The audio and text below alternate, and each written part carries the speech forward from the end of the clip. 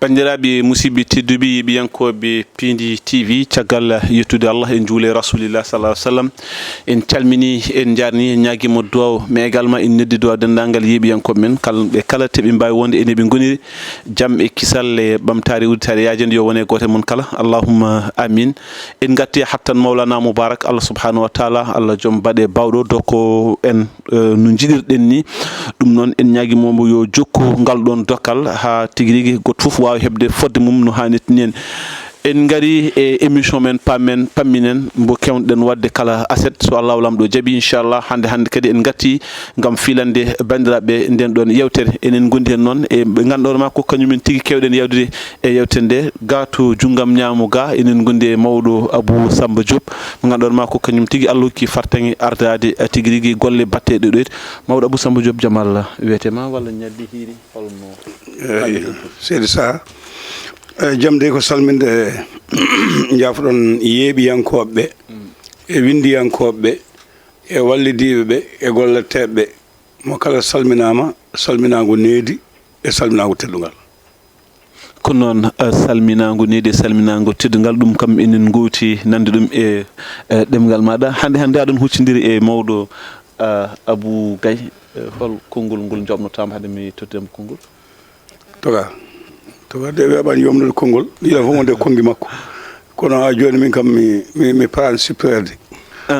wonko woƴƴimi toon ko wonko gonnuɗa hande parmi so Allah jaaɓi yewtere fande wonko sumbima o tamɗo so Allah jaaɓi noon tigui haala mo noon ha wonana e lewnani eften ha wonana mawɗo Abou Gaye a salminama a ñaganama Allah moƴƴere kadi a duwanama no fewi kadi vraiment yeeɓiyankoɓe elle ɓe mbayri yidema hande o ñanti no fewi walla aɗa ɓeydi ñantugal ngal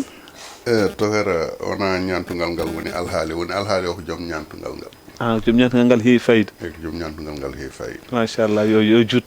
tokara mi salminima walla mi salmitamama a nani ko o nani ko yomi ko walla nana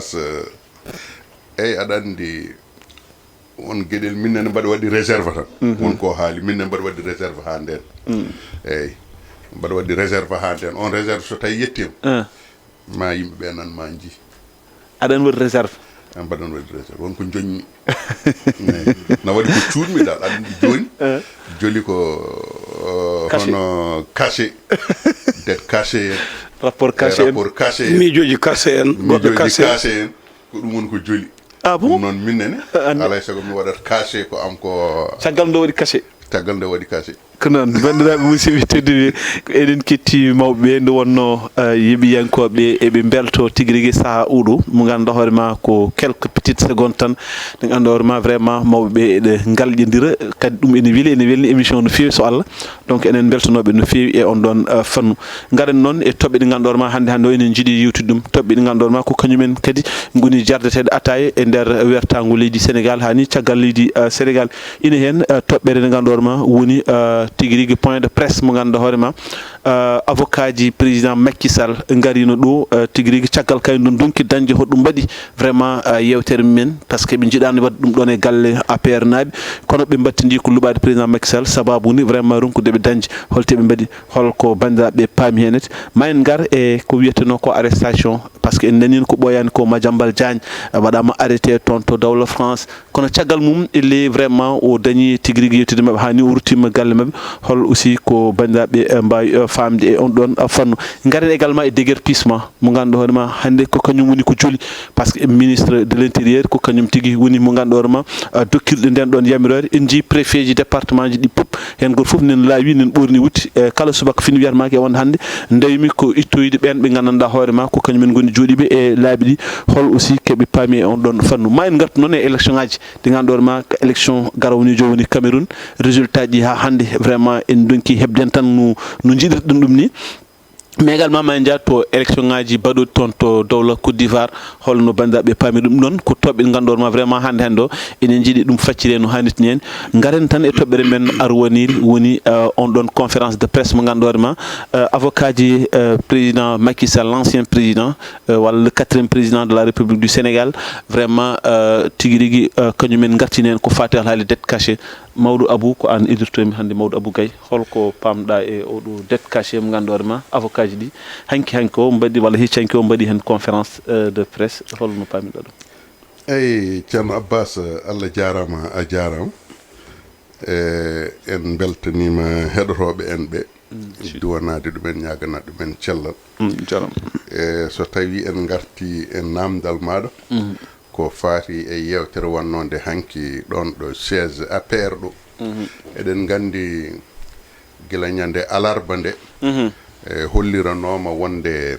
hono avocat ji ancien président Macky Sall e expert uji ɗi o ƴetti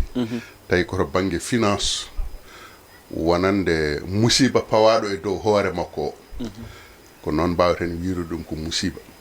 par ce que holko onma wiide ko ɗum musiba woniri musiba par ce que ko gandanɗa hoore maɗa fodde hitande e lebbi jeetati ha lebbi jeenayyi leydi ene teppi haydara ala ko ɓusi so wona jooɗiɓe e donkasi gueye muɗumen ɓe nana jooɗi e donkasi gueye muɗumen ene keɓa keesuji muɗumen noir ene keɓa fond uji muɗumen politique ene keɓa kala muɗumen heddiɓe ɓe ene goni e kata ene goni e caɗele ene goni e lor ene goni e lebte kamɓe ɓe tinanani ɓe ɗum holko saabi ɗum ko fenade ɓurde mawnude e penale walla kam haala ɓurka mawnude e haalaluji taw ko dondiɗi musiba ɗiɓe jaltini kamɓe laamu ngu ɗo jooɗingu ɓe pawi ɗum e laamu jaltungu ngu ha jeeyi sababu kala ko wonno e leydi ko en addanno ɗum gartam ko en addanno ɓiɓɓe leydi wuurde ko en addanno ɗumen settude caɗele e mette dartima bailleur de fonds ji dogi opérateur uji économique natti yiyeede ayi e entreprise aji uddi fof dartima ruttitima kadi taxe uji nana ngara ene ɓeydo fawade e dow miskineɓe ɗum ɗo fof holko saabi ɗum koko ɓe mbi gouvernement jaltuɗo o waɗi holko waɗi ko ƴettude kaalis ñamloyi kaalis oɗon mo ñamli o suud ñamande nde min ganda o suuɗi ko nde o ñamloytonde walla o suuɗi ko nde o ñamli hawo gayni o heɓi o suuɗi walla taw o suuɗi ko mbo ñamli o min kam mbimi ko nde o ñamloytonde ko nden o suuɗi o yeehi o ñamloyi taw hay goto tinani o heɓi ko ñamli ko o addi o mofti walla taw ma o ñamli hawo gayni ko ñamli ko o suuɗi ɗum yimɓe mbasi tinde kadi o ñamlima o heɓi ko wawi hen wonde fof kam ko ɗum ɗo woni saɗede ko addani leydi Sénégal blocade ok wiyama wonde ujunnaji jeeɗiɗi milliards 7 milliards dollars ayi donc so tawi woni ko ɗum 7 milliards de dollars 7 milliards de dollars so tawi woni ko ɗum ina woodi enen en ganda woodani enen en ganda kono kam kanko on gonnoɗo e laamu jaltuɗo moɓe takki o mbeɓe payo ɗum windi wonde yoɓe dokku ɗum dalillaji waɗi ɓatakeji tati windi jooɗima caggal muɗum avocat ji muɗum holɓo windi o windi ko cour de compte o windi ko cabinet Mazar o windi ko ministère des finances ok donc ɓe gaddanmo dalillaji ɗi ɗum waɗani ɓe dokki rendez-vous avocat ji makko ma ngara so tawi ngari kañumen e expert uji to banggue finance to banggue ngaaluɓe gande muɗumen jaari on ma gartuɗo en e nder leydi Sénégal kono jiiɗi ko so tawi ngari won lettre uji ɗi bindi ɗiɗon ɓatakeji ɓe jiiɗi ko jabtede ɗiɗon ɓatakeji sababude taki ɗi mbiɗen ɗo henna ɗi sababude ɓe jogui hen droit de l'information eɓe jogui droit de l'information hebde habaru wonde koɓe kaali ɗo eɓe jiiɗi hebde dalillaji muɗum joni noon kamɓe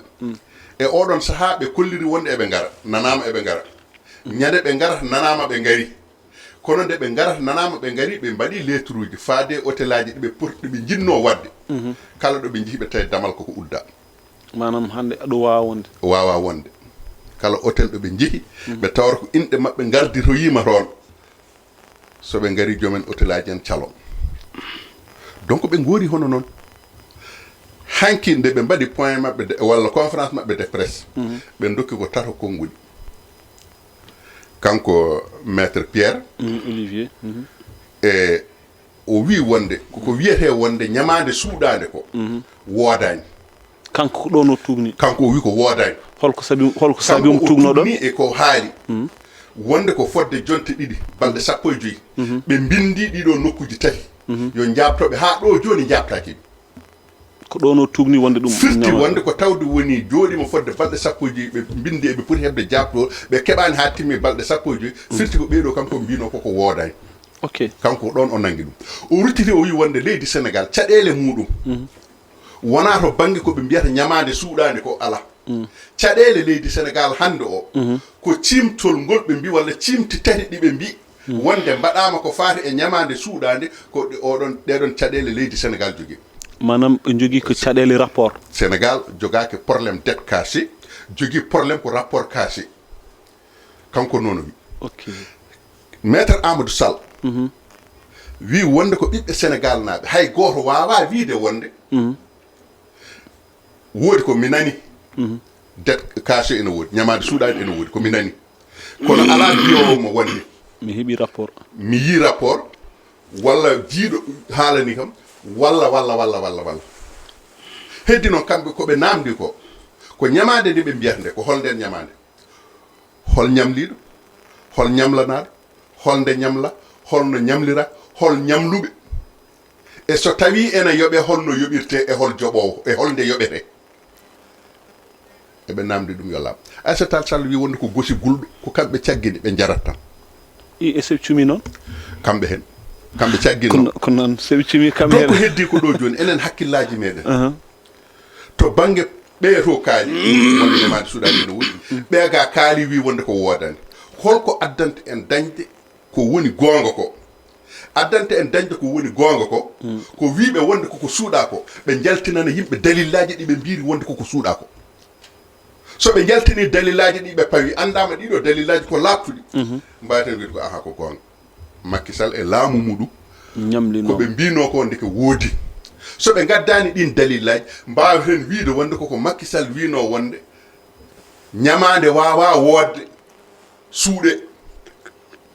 gonɗinen Macky aha gonɗinen ko Macky haali ko ñamade wawa woodde suuɗo noon e rokkiri dalillaji holko haɗata ñamade woodde ha ene suuɗo kanko président Macky Sall ɗo hande ɗum seeno callalal ngal ɗo foti ummade ɗo rewata ɗo ha yettoyo sene arta ɗo reftata ɗo ha yettiro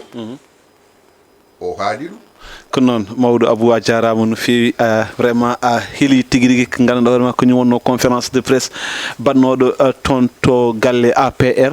taw kay ko yamirore président Macky Sall caggal nde ɓe donki dañde vraiment ɗum ɗo est ce que an mawɗo Abou aɗa sikki ko ɗum lawol vraiment avocat ji jiiɗo wadde conférence de presse e nokku mbiya e wonde nokkuji keewi walla nokkuji mbawa waɗade jarama Bass ko addi kamen dottude o bandiraɓe men ɓe foof en jardimama ɓe en kallinɗo ñanden dottugol musidɗo men gollidiɗo men en mbawa yijidde duuɓi kewɗi kanko Abou Sy Abou Dado mo gollere jetti en ceerno Samba Gagnaɗo ko hankkiyano toon ceerno Samba Gagnaɗo mo mbo en jetti Nour Sall Nour Hamad Aliou e dendagal bandiraɓe pop e Samba Siré Guisse e Samba Siré Goyel en jettiɓe kamɓe foof en jettiɓe kamɓe foof en jardimama ɓe to ka haali haala ka aɗa andi Abbas sinno sa ooyi neɗɗo haɗi ɗum ñamde e lahal ngal jeyɗa aɗa wawi ɗum hadde ñamde lehe goɗɗe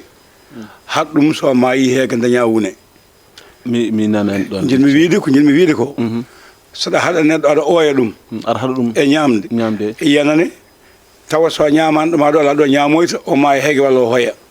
kono so tawi so haɗi mo ñamde mo ñaama banggue goɗɗo ko jiɗa ko dañani accuma taɗa ñaama hadde avocat ji ɗi hôtelaji ɗi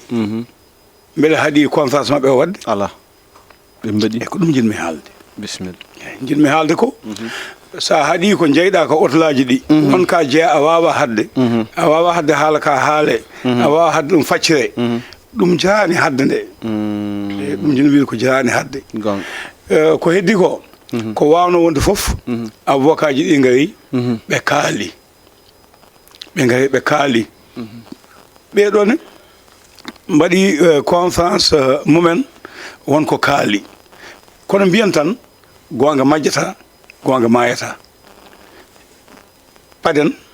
eko paɗɗen so be conférence be do gasi be ga gasi hankan ko do damin den ma jetti di gostu ko non hande holdo pamirda kan don haala ngandor ma wiyanoma directrice FMIO wi e wonde effectivement date caché no wodi hande ciagal don hunde nen bidiya yaade mbela won ko pudda famde hen an to bangi ma tan personnellement ad fami wonde ko halno ko non wori walla ko are men ko non wori walla won ko ngakkuno e hakkunderde nde hani vraiment en kebano information lappudo min do ngomi joni mi heedi bako be do kaali ko avocat ji makki di ko di kaali ko e ko be labbitini ko e rappaji mi ciudama di wonade do suudan wata on rappaji ponnode yaltude nawede nawaka modo fadi ha o ko conférence kanyum sawi gasi bedo aussi kaali conférence man gasi enen fo ma en jitu lawol natten tampude ngana hoggono gonga mo ala e gonga kono enji Aissata Tall Sall yelti e conférence de presse o wiye wonde kebe yahobe ha gas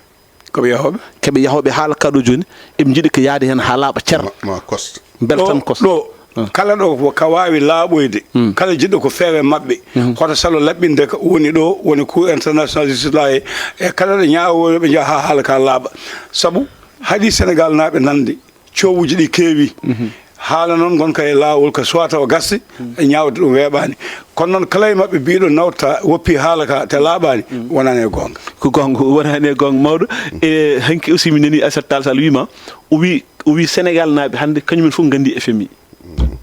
wona FMI tan Sénégal naabe ko gandi ko e nguudo laamu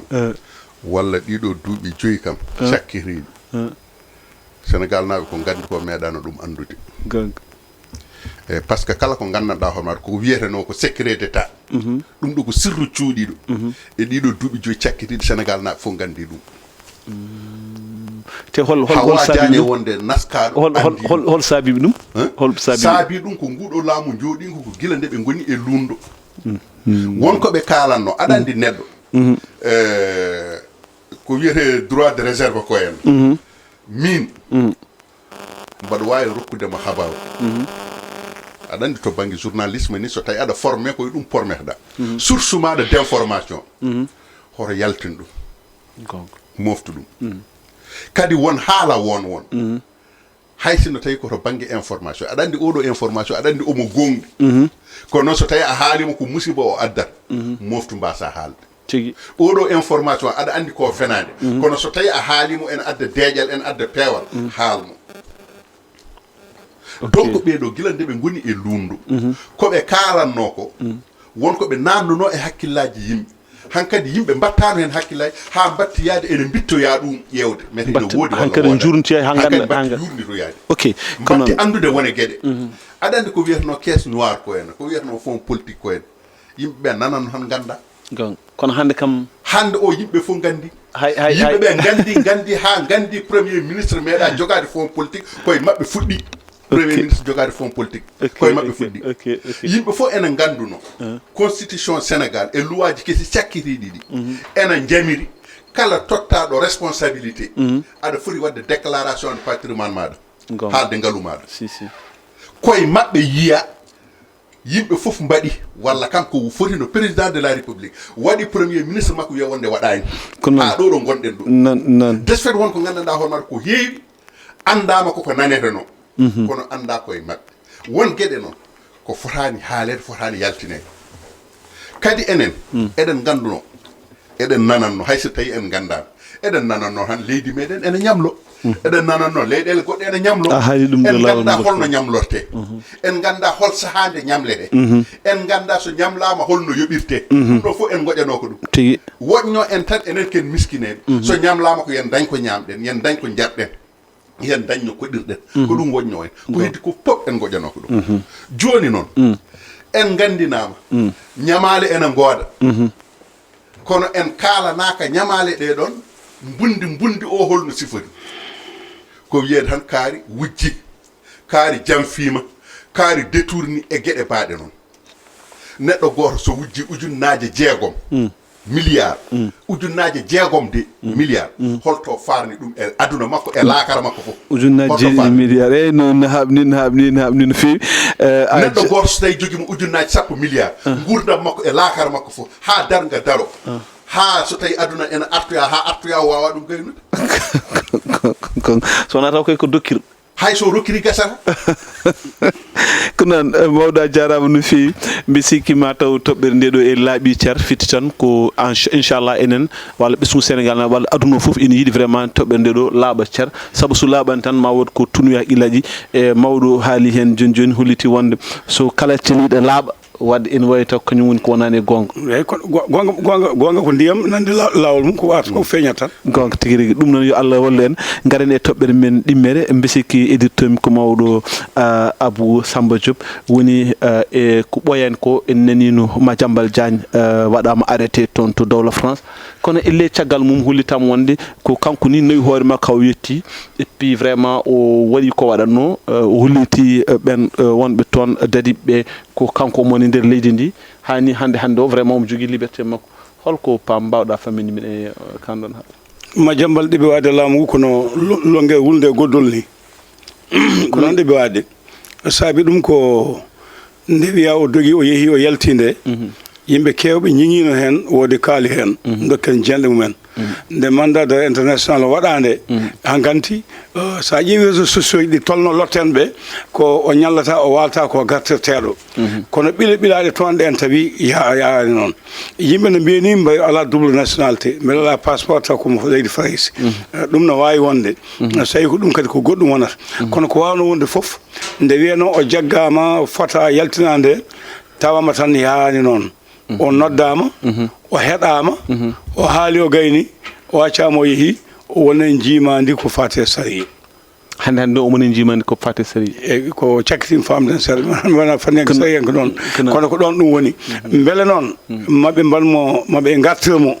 enoɓe jiiɗir ni Interpol walla ɓe gartirtamo kono hande o kam omo ɗeɓi wadde noon longguere wulde e goddol ni sababude ɓe cuwa dañde koɓe jinnoko longguere wulde e goddol hon wayata so a heeɗi a wawa yawtinde a yiiɗa wukkide ko noon mawɗo Abou Gaye holko pamɗa e oɗo kaɗo haala mo ganduɗo ma kañum woni Madiambal Diagne enen gandi ko diaydiyanke gana surtout e nder sous Afrique o ɗo e nder aduna o presque omo jeeya pelle mawɗe taw ko diaydiyankoɓe est ce que ene weeɓa tan vraiment ko wiyete ko mandat d'arrêt makko omo foti waɗede extradé ummine toon to dawla France o artire ha no yaari ni hande holko pamɗa hen e aɗa andi Madiambal Diagne hade makko wiyede haw ko journaliste walla omo ko patron de presse Madiambal Diagne ko juriste d'abord to banggue heblo makko ko toon o yaari diaydiyankagal ngal na ari hen ko wattan wadde somi faami kanko kala ko waɗata ko fof omo andi Madiambal Madiambal majjani ko waɗata ko ok e kadi kanko Madiambal no tokara wirini ko caɗele nguɗo laamu woni ko caɗele nguɗo laamu Madiambal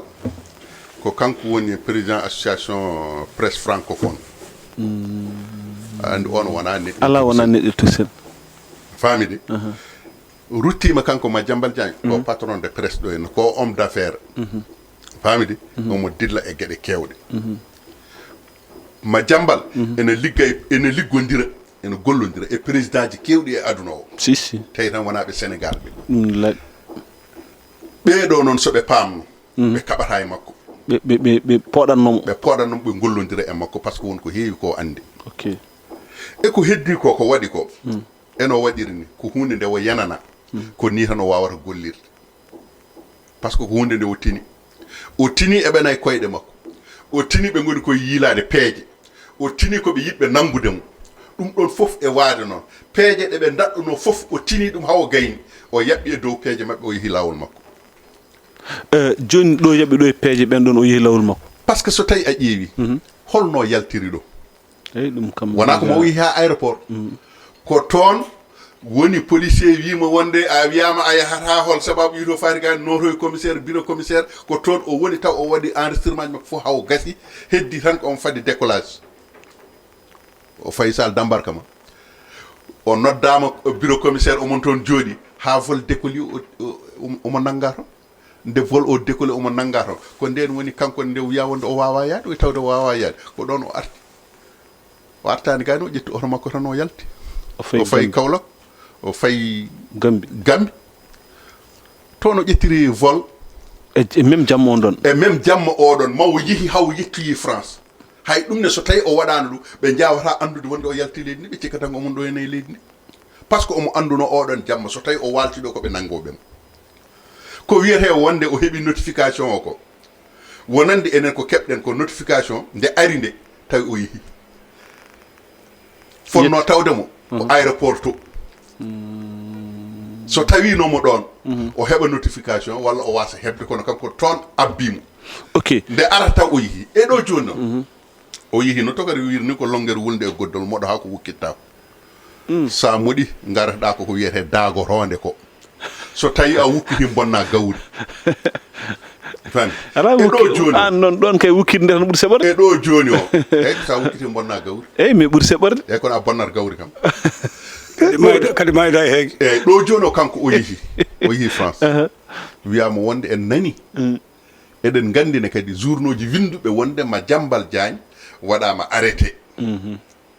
alors que arrestation oɗon woodani ko kanko yeehi o nawi hoore makko waɗi présenté o waɗi présenté o toon to Versailles ɓen nde kettimo version makko ha gasa goppitimo o yeehi ko liberté provisoire goppitimo o yeehi mete ko wawi hen wonde fof kam won e presse aji Sénégal mbi wonde ko o rokka ko liberté provisoire o wiyama ɗo henno e le 28 omo foti artirede ɗo hen e nder leydi Sénégal o ñaawi ɗon noon kono tokare wiiri ni mete ko ɗum gonga walla ala ko ɓen ko baro de France ko kañum wi wonde en artiram hol nanodire ɗi leydi Sénégal sifodiri e leydi France pour kawuji baɗi ni so tawi mbaɗi holno min neltirirta on neɗɗo moɗon tawi ko Sénégal ummoto neltira France walla ko France neltirta Sénégal supposons tan joni so tawi kanko o jogui double nationalité so tawi o jogui double nationalité ala ko Sénégal wawi e makko France woppitama o yaha ɓinguel France woppatama o yaha sabu ko ɓinguel muɗumen so tawi ko omo jogui nationalité français kam ɗum ko hoto tampin hoore maɗa o wona garto heddi noon ko Madiambal Diagne ko waɗi ko kanko ɓuuri andude ko waɗi ko holɗum kanko ɓuuri andude ɗo dariɗo so tawi koye gonga o woni omo andi so tawi koye fenade o woni omo andi heddi noon ko ɓeeɗo gandi e makko mbawa hebdemo enen gandine kadi kañumen e koye muɗum wonde ko hakkillaji meɗen dokki ala ko mbawanimo ɗo mbawa nangude mbawa artide mbawa waddemo haydara holno mbaɗat mbawata ko ruttitade e ɓesgu makko nangude debbo makko nangude ɓiɓɓe makko bola ko compte uji makko banque uji gonɗi ɗo henne ɗi kala ko jeyno fawa hen junggo mete ko ɗum woni solution walla ala ɓesgu makko kam haydara waɗani noon ɓen ene jogui liberté muɗumen wurde e leydi ndi mais sukaɓeɓe aussi ko nani ko debbo e ɓii ko woni ko tuuma ko tuuma ko ɓe wiya ɓen en liggorno ko tuuma ko kanko tuuma ɓen kay tuumaka non wiyaka sukaɓeɓe debbo e sukaɓeɓe en liggorno e société on aɗa andi tuuma muyo o mbimami wonde ko kanko tuuma kanko ko kanko jeeyi société a famide ko kanko tuuma e nder société ɓe kay ko liggotoɓe hen donc an ko an jeeyi kaake maɗa min yomi nangui ko noon tigui mawɗo a jarama no fewi mi sikki toɓɓere nde danaka en keeɓi hen ko jinnuɗen ko andude tan kanko Madiambal Diagne so tawi o jogui ko double nationalité artirdemo weɓata mais également aussi kanko peeje mawɗe ɗo jogui ɗe ene wawi taw vraiment o wonti longguere wulle no mbiɗon ni wonande tigui rigui laamu leydi Sénégal aɗa andi en nanino o haali kanko Madiambal Diagne o wi mi salaki nanguede kono so tawi mbaɗa nangue yataw koye dow gonga kala nde nanggami cokami so tawi wona e gonga président Pastef wonata e jaam ko noon tigui noon ɗum noon a jarama kanko Madiambal Diagne aussi enen kettima en tout cas enen ndesen ɓooyi belma Allah ma en daña ko ɓuuri labde ha no hannirta ni en garen e déguerpissement ko ministre de l' intérieur woni mo ganduɗa hoorema dokkirnoɗo nden ɗon yamirade guilo rokkirde nden ɗon yamirde noon ha joni préfet ji ñallinani ballinani kala subaka pini besika ɗum ɗon hankkadi woni golle men ɓurɗi tengtude beele ko ɗum ene jeeya solution ngaji hande leydi Sénégal walla aɗa andi to banggue oɗon fannu déguerpissement woni ittude yimɓe wonɓe laaɓi en jula balebel en jula balebel ɓe mbiya ɗum marchand ambulant a famide kono enen mbiyanno ɗen ɗum ko jula balebel jula balebel o wakkotonoɓe jeeyuji muɗum fof koye balabe muɗumen goni ndeysaan ɓen goni jula balebel en ok kamɓe ɓeɗon ko gonga hande o ɓe keewi e laamorgo ngo hay goto men hannde o ala e gure meɗen he wona debbo wona gorko enen fof en dogani capital o eɗen ɗo jowodiri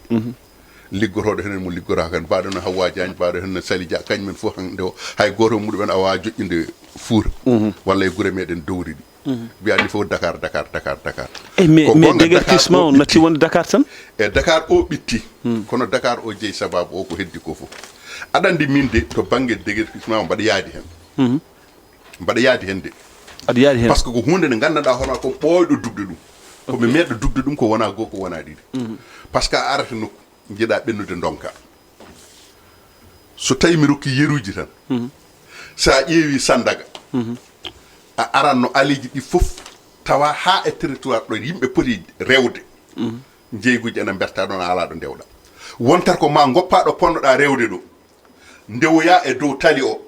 enen fof eɗen gandi diidol ɓalewol ngol waɗanaka ɗum neɗɗo waɗana ɗum ko otoji machine ngaji ko ɗumen kañumen jeeyi kono ndewa e dow diidol e dow godoro o ndewa hen oto nana ara yiiɗa ɓennude ko kañum jogui priorité maɗa mais ɓen ɗon ɓe ganduɗoma hannde joni noon nen mbaɗe déguerpir kamɓe fof ɓe eɓen goya hen e ala sago ɓe goya joni noon oto klaxon ma caggal beddoɗa junggo gabbina hen ƴattore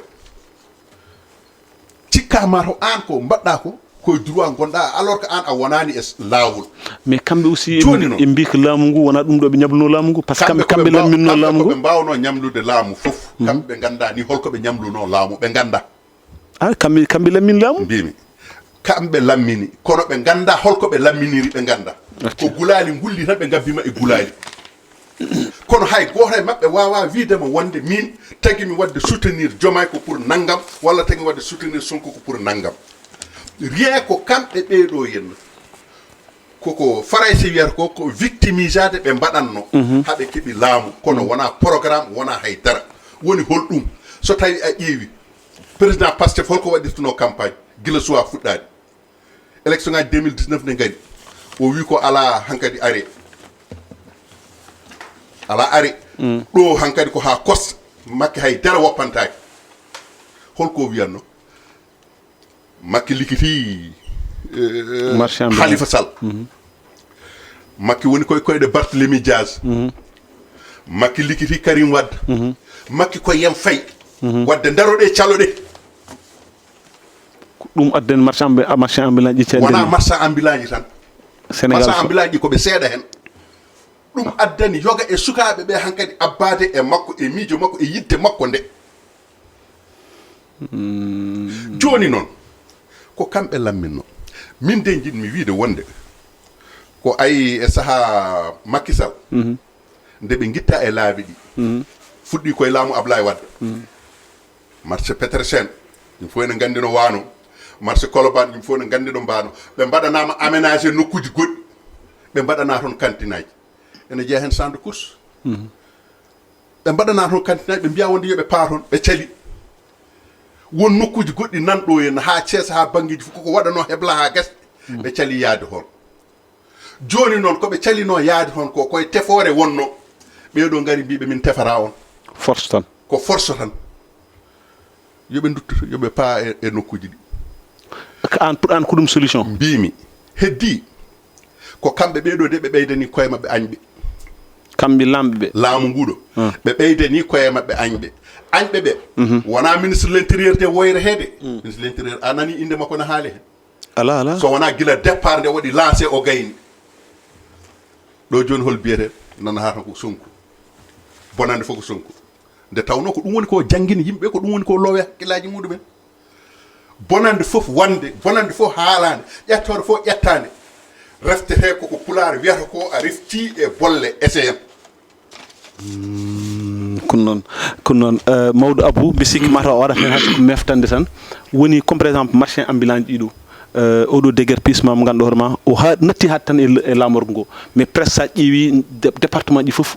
kala ɗo préfet wonno hannde nen dadi ko ɗum ɗon woni yidde muɗum te sa ƴeewi début o Ousmane Sonko o miiɗi wiide e wonde kamɓe ɓe jamirani déguerpissement yo te on ɗon déguerpissement nde woni nde fuɗɗano ko manam ha koko haalano e conseil des ministres kanko ari o yalti o yi ha Colobane o holliti wonde kamɓe ɓe jamirani hande noon wonti vraiment e nder wertago leydi fof hande ko ɗum saɗande mawde bandaɓe jaafo ko ɗum saɗende kadi koɓe gawnoɓe gona soñje e on banggue koɓe gawnoɓe gona soñje sa ƴama lefol laamu annane hakkillaji sukaɓe ɗum ɗo kon haɗaɓe kon bonnanteɓe kon haɗaɓe gollade sinno ko minen mamin mbat sukaɓe jeeyi ha gotanima ha mbaɗi awtima aɗa haɗa ɗumen wona hunde wemde holko saabi ɗum toga haali joni laamu Abdoulaye Wade fuɗɗi nde hol caɗele fuɗno dañde hen sen guiɗima ni ko adi ɗum ƴettan Sandaga a woni Lamine Gueye o no wano ni ha waɗi caɗele ndeɓe pelliti wiide ɓe guine yimɓe nde o wawigoji baɗɗe hen marchandise duppaɗi hen e otoji duppaɗi hen ɗi holno poti ndeɓe ɓeti banggue politique woodi wiɓe ɓe goppeɓe par ce que ɓe ko wotoɓe woɓɓe mbi ala goto hen fof ko sakel muɗum jogui ummi ko guure dow ɓe gotani ɗo gotata ko guure mumen dow piyanɓe ɓe mbawa hadde en laamade ɓe dokkira goɗɗo ɓe mbi jomen galleji hoɗɓe ɗo e nder Medina ɓe jomen galleji en hoɓɓe ɗo e Sandaga ɓe e Guydiren ɓe ɓeɗo ko famille ji ko ɓeɗo ɓe uddata e galleji mumen ɓe kadɗumen yaltude inde dañataɗo jooɗi so mayde waɗi mbawa haltinde mayde mumen so ñawɗo waɗi a wawa yaltinde te ɓe ɓuuri jogade woota par ce que ɓe ko ɗo kodi kamɓe koɓe dowriyankoɓe wadde min somi fami ɗo jiɗɗa wiide ko hay an aɗa yaadi e vraiment déguerpissement yo wat yo yimɓe guitte e laabi ɗi miijam adango mi jaɓani neɗɗo o ko kallami ko nan e leyɗe amen hen ɗo e galleji amen ɗiɗo ñande aljuma no hande ni hande aljuma hande a wawa ɗon inde son ñawɗo ari oto wawa nadde koɗo wawa nadde oto Allah waɗ mayɗo wawa yaltinede hay goto wawa mairie ji ɗi kaldama ha nanodira yo ɗum itta nde attata nde kamɓe yewɓe ɓe mbi joni ɓe jaaɓi yoɓe gacca ɓe mbatta laabi ɗiɗi ɓe goppa hakkude ɓe jaaha ɓeydima bonde ñalawma hande o mi jaɓani neɗɗo yo uddu neɗɗo e galle mum haɗ ɗum yaade mi jaɓani ɗum mi jaɓani ko togal ɗo emin jaadi hen banggue goto mais comme par exemple sa jaɓani ɓeɗo ɓe ganduɗa hoorema ko hen gurnanno ko famille ji hek nandi hen mais tawi jaɓani ɗum aɗa yurmo neɗɗo par ce que wuuri koye guyka mbiya walla ina toñanggue mbiya yo wuur hen Abbas ala mais kamɓe hay so tawi ke toñangue ke woppanoɓe guenɗon toñangue ha hande eɓen gurni en galleji mabɓe mais sa woppama ɗo wurni galle ma e fenade andu gonga koko eggintuma janggo tigui rigui ko heddi noon konko Abou haali hay ɗum fof ko masaji mais ancien piste nde ɓe eggintede ko conde kure ko saabi ɗum ɓe jeeya ɓe dokkama kalis ɓurɗo hewde joguiɗo palacel kandiguel pongel ni a hokkama 4 millions a wiyama ya egguɗo e lebbi jeegom aɗa jooɗi aɗa saliyade ɗon tan dokkanmi on tan RTS boowal gongal ɗon ngal haade ma yettade ɗon ngal boowal joni mi joguinoɗo place waɗa banguji 3 millions ngaji nogas kono wi ko eggani nan ɗon jooɗi mais hono ɗum amnoto mboɗo jaaɓi yoɓe accu joom galleji en ɓe soɓe gegginama kamɓe ɓe gagguɓe jaaha mécanicien hoddotako mécanicien ji koddotako ministre ji koddotako ɓe ƴittat baafe galle ma eɓe kuɓɓa sa namnimama ɓe hunde ɓe mbiyama joɓaɓe oto ma so woni ɗon ɓe bonnanma ɓe gaddotoji cukka demal galle ma wawa wonde ko noon so laamu noon dañi nokkuji dañi boowe fewni ha gasi yo egguinɓe ɓe jaaha ko noon Allah jarama on jarama hay mécanicien ji ɗi e koye muɗumen engrais mabɓe nana jamñaji zappa mi yi Amadou Ba yi toon ɗeɗo pewnana ha feewi ɓe mbaɗana aménagé ha yooɗi ɓe mbiya yoɓe jaa toon ɓe mbi wonde ɓe jahani ko noon ay sa ƴeewi ay préfet de Dakar wona ñanden wi wonde kala ko faati e bâche e dow tali ko Muharram e pucci sartaji ɗi hay ko fusuji inden hay inde il faut ƴetta autorisation dow lawol il faut ƴetta autorisation ko Muharram par ce que so tawi aɗa ɗumini ko ma ƴetta autorisation ay min mi yi Mauritanie Nouakchott so tawi aɗa suddina une semaine avant cuddungu maɗa a yahar ƴettoya autorisation yamirore ok mbaɗa suddina leegal naggam nokku naggam so tawi ɓe gari ɓe mbaɗa inspecté ɓe mbima dokkaɗa ko ummade 9 heures suba ha 17 heures ya wat bâche joɓa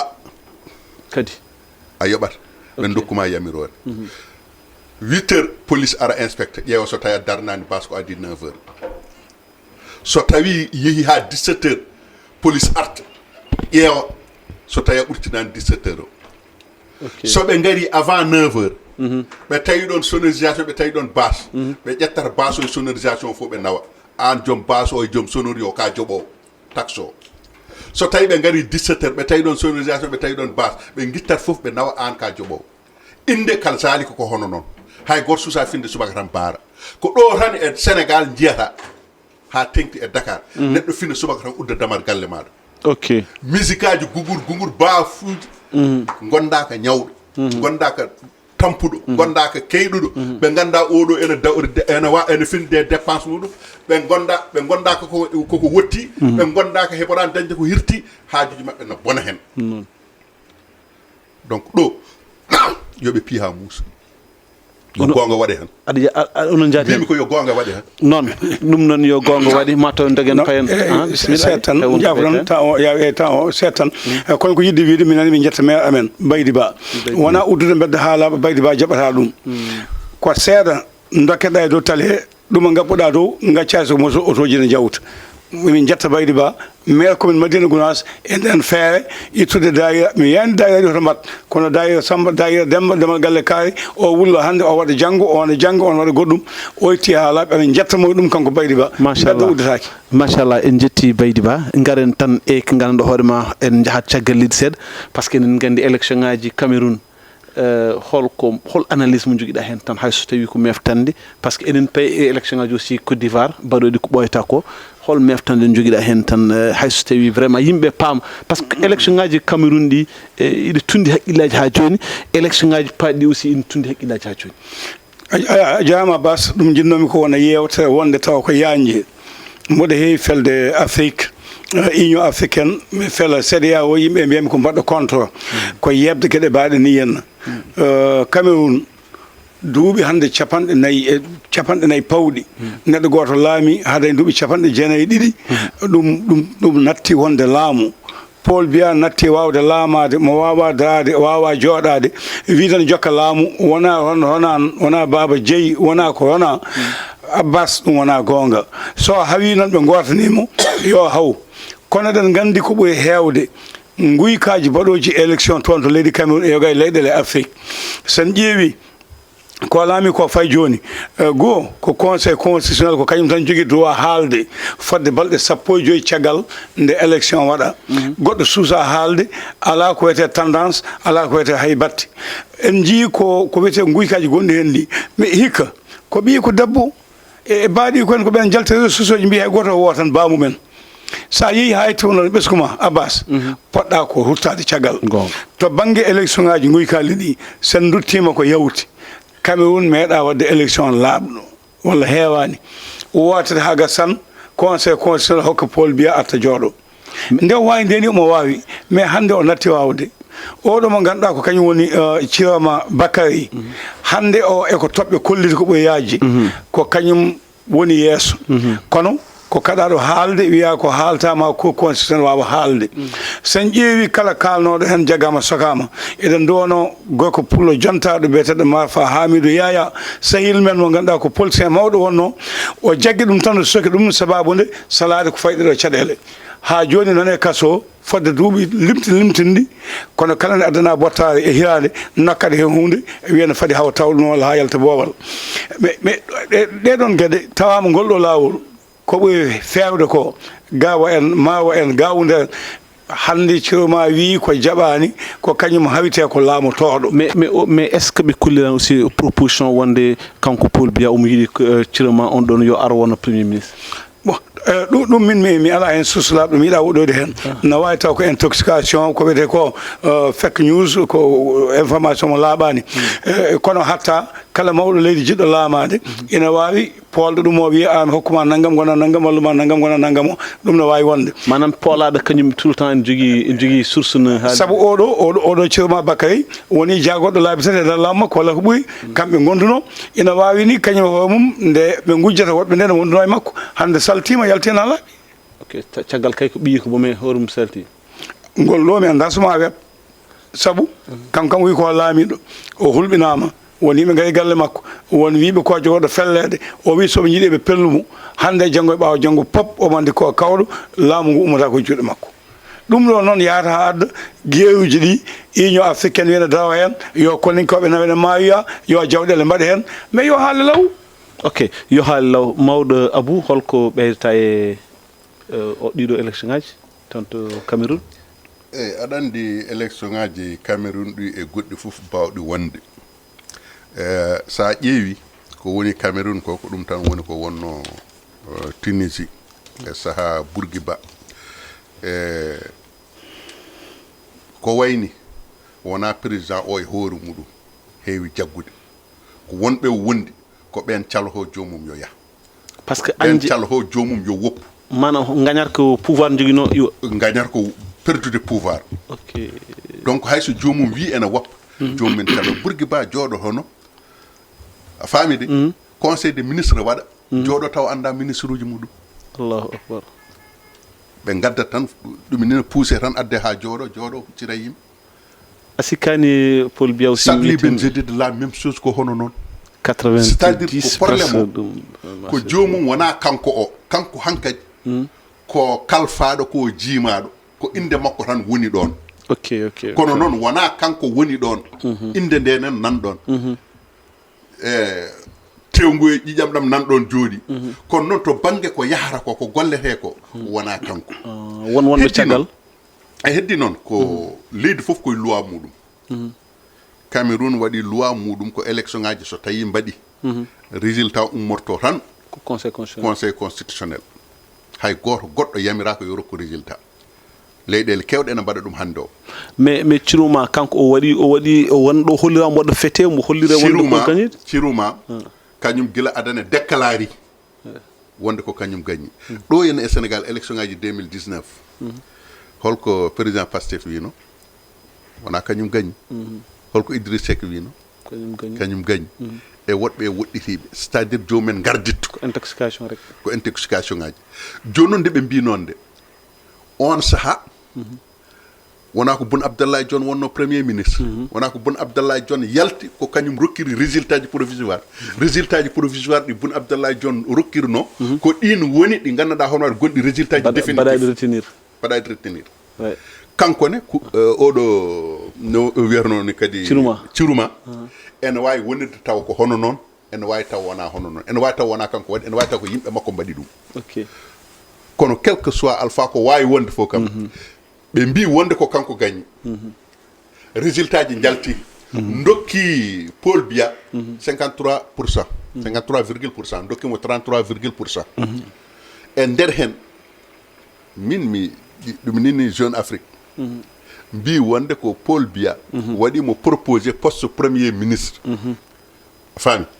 kanko o jaɓani wonde résultat ji ɗi o wi wonde ko kanko gagni ha e ñallugue hande ngue kono noon en ganda janggo holko addata non parce que a wi nani e élection ngaji gila mbaɗi ronkama résultat ji yo jaltu résultat ji jaltani par ce que haɗi résultat ji yaltude ɓe mbi wonde ko goto foof yo rokku dalillaji muɗum wonde élection ngaji ɗi no jayri beele feewi ɗum walla fewani so feewi so fewani rokkuraji ɗo henna ɗum e balɗe 15 donc ɓe ɗum nina résultat ji ɗi ok mataw en mbaɗat tan meftande goto foof 1 minute juste e élection ngaji Côte d'Ivoire ɗi juste goto foof 1 minute tan 1 minute Côte d'Ivoire en mbawa haalde saabu sa yettima candidat ji gonnoɗi toon ponnoɗe haɓade ɗi foof ha wona gonga donkama yo gas Alassane Ouattara ko kañum woni jaahowo biyeteɗo Awwa Don Melo ko mo andi ala doole o suuɓi ɗum Simon e Hewiyet Bagbo gonnoɗo debbo cuddiɗo Loang Bagbo omo andi omo ɗamini ko debbo waɗɗumen mbiyol togosel biyeteɗo Ayato Laagu o waɗ ɗum hen biyeteɗo Jean Louis Bilon o waɗ ɗum hen o woppi Amadou Tidiane Thiam o woppi Loang Bagbo o woppiɓe mawɓe beele o faalaɓe janggo mi yiiɗa meftude mi acca ɗo saabu temps o gasi ha garten sala jaɓi inchallah mawɗo eɗon en keddoto ɗon tan par ce que ko Côte d'Ivoire koko toɓɓere wonde heeride wadde gaccen ha garten tan wawa wonde ɗuma tan diftodogen ok donc ɓayde wawa wonde diftodogen bandiraɓe musidɓe tedduɓe ko ɗum ɗo woni komin dañno tonganɗon ene wawi taw so résultat ji jalti woni élection ngaji Côte d'Ivoire ma en gartu hen ha ɓeɗo ɗo yuɓɓude so Allah walam ɗo jaaɓi bandiraɓe musidɓe tedduɓe gasi ha laaɓi ceer so wona tan yettinde duwaw vraiment e jinnaɗo men debbo ene wiye Hawa Demba Diop sanki toon to Fana e Ndor Galal ko jinnaɗo e bandiraɗo men debbo nen toon to dowla Espagne ni wiye Fati Diop Gawlo donc enen ñaago Allah subhanahu wa ta'ala yo Allah yurmum yo Allah yurmum ya famo ha mo jan on jara musidɓe tedduɓe gasi Allah jarama